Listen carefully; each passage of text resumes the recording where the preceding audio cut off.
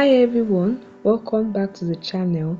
In this short but informative video, I will guide you on how to turn off battery saver on your Android device. So guys, to turn off the battery saver on your device, follow these easy steps.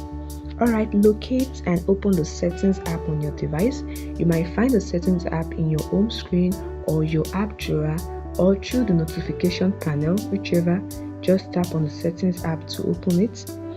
In the settings menu, you can either scroll and search for the option battery saver, or you can use the search bar to search for battery saver. In some devices just like mine, this battery saver option may be hidden in other options, so using the search bar to search for it might make it easier to find and locate the battery saver option. Alright, now tap on the battery saver settings and you can see the switch is on.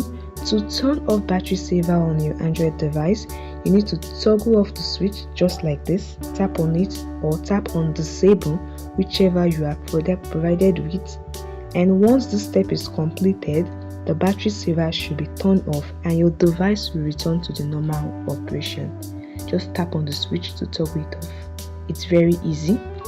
I hope this video helped you. Please like the video, hit the notification bell and subscribe to the channel.